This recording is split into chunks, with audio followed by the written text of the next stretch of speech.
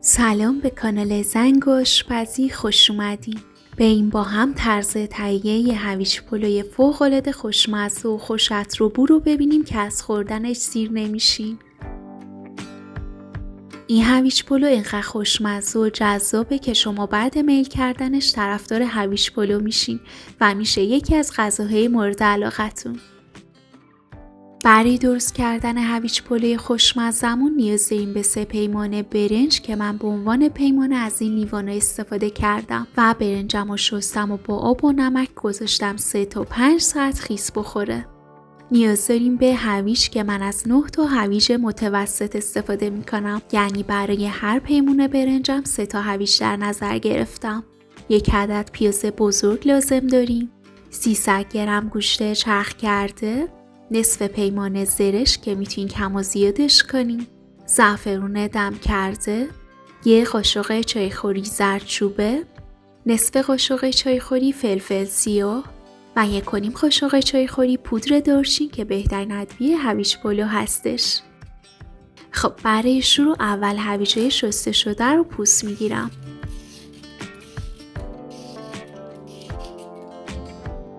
و بعد هویجم رو به اندازه های حدوداً 2 بند انگشتی برش میزنم و خلالی خوردشون میکنم.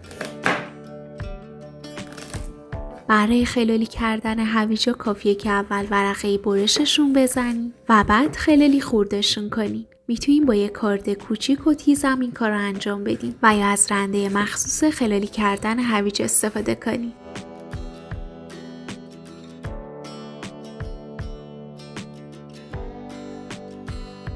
خب من بقیه هویجامم به این شکل خلالی خورد میکنم. من همه هویجامو به 1 اندازه و 1 دست خوردشون کردم. نگران مقدار هویجم نباشین، چون یکم که تف بخوره آبش کشته میشه و حجمش خیلی کمتر میشه. 1 پیاز بزرگم دارم که نگینی ریز خوردش میکنم.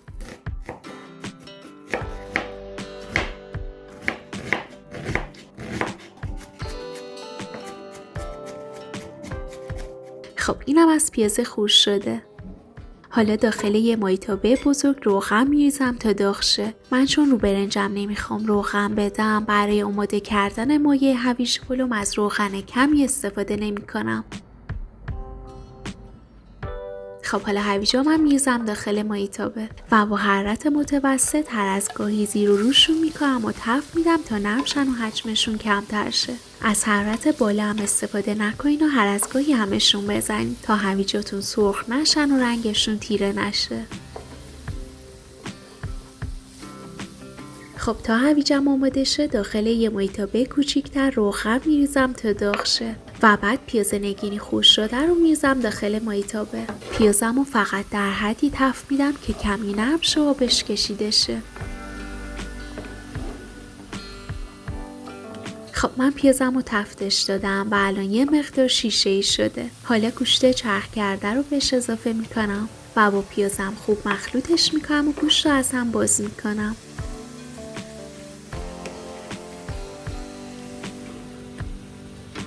خب بعد اینکه گوشت باز شد و با پیازم 1 دست شد، حالا گوشت رو تفتش میدم تا کاملا آب گوشت کشته شه و جمع شه و به روغن بیفته و با پیاز تف بخوره تا خوش عطرتر شه.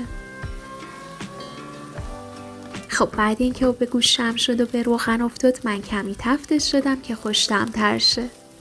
حالا بهش زردچوبه و فلفل سیاه اضافه میکنم و از دارچینم هم 1 قاشق چایخوریشو به گوشت اضافه میکنم و فعلا بقیه رو میذارم کنار.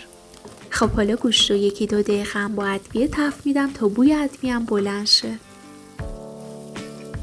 خب من گوشت رو با ادویه هم تفتش دادم. توصیه میکنم که دارچین رو به هیچ عنوان حذفش نکنید، چون عطر فوق‌العاده‌ای به هویج پلو میده. حتی اگه دارچین ندارین برین دارچین بگیرین و بعد این غذا رو درستش کنین.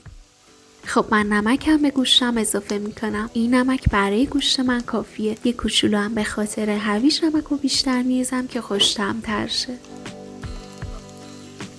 حالا حدود 1 لیوان آب جوش اضافه میکنم تا مزه ادویه به خورد گوشت بره، حسابی لعابدار شه و باز شه و خوش طعم‌تر شه.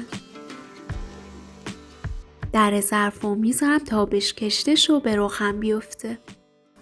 خب بعد اینکه آب گوشت کشته شد و به روغن افتاد در ظرف رو برمیدارم و میزم 1 دقیقه هم با در باز رو حرارت بمونه تا به اضافیش کشته شه و بعد از رو حرارت برمیدارمش. خب من هویجم هم تفتش دادم و الان هم حسابی خوشرنگ شد و هم حجمش کمتر شده. حواستون باشه که دیگه بیشتر از این تفتش ندین، چون ما نمیخوایم که هویجمون سرخ شه. فقط میخوایم در حدی تفت بخوره که حجمش کمتر شه و نرم شه و بهش کشیده شه یه مقدار. خب حالا گوشت چرخ کرده رو به هویجم اضافه میکنم و خوب با هویج مخلوطش میکنم. اگر که موادتون رو به اضافی داره بزن که آبش کشیده شو به روغن بیفته تا برنجتون رو خمیر نکنه. خب حالا برای عطر و رنگ بهتر یه مقدارم بهش زعفرون اضافه میکنم و بقیه زعفرونم هم نگه میدم که بعداً بدم رو برنجم. من زرشکم هم شستم و گذاشتم و بهش رفته. زرشکم هم به موادم اضافه میکنم.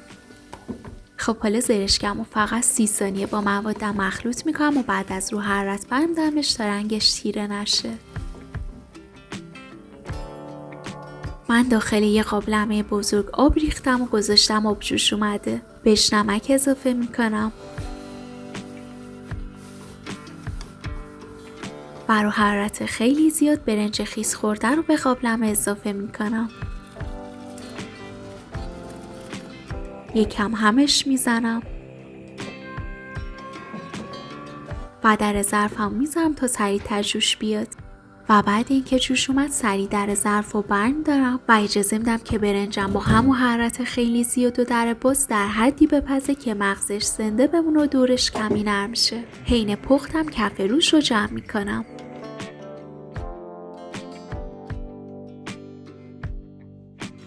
خب ببینی الان برنجم آماده است که آب کشش کنم. ببینی یه مقدار نرم شده ولی مغزش زنده است و له نمیشه. برمیدارم آب کشش میکنم. خب حالا داخل قابلمم روغن میریزم. تهدیگم میذارم و 1 لایه از برنجم میریزم و از باقی مونده دارچینم که نصف قاشق چایخوری هستش رو برنجم میدم و 1 لایه هم از مواد گوشتی هویج پلو میریزم. دوباره 1 لایه برنج،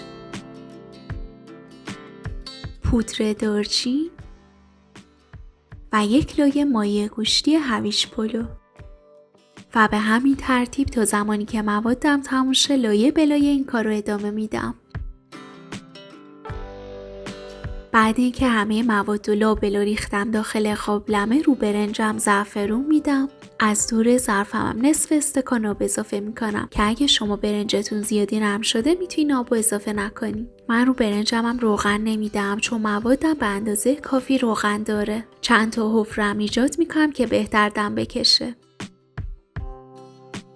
و در ظرف رو میذارم تا با حرارت بالا بخار کنه. خب بعد اینکه بخار برنج بالا اومد حرارت رو کمتر میکنم و دمکنی میذارم و اجازه میدم که با حرارت متوسط حدود 40 دقیقه دم بکشه و آماده شه. خب دوستای عزیزم هویج پلوی فوق‌العاده خوشمزه و خوشرنگمون آماده است. یه هویج پلو با عطر و بوی بی‌نظیر که از خوردنش سیر نمیشی. این هویج پلو علاوه بر طعم فوق‌العاده‌اش ظاهر جذاب و خوشرنگی هم داره که همه عاشقش میشن. اینم از تهدیگ ترد و خوشرنگمون که کلی طرفدار داره.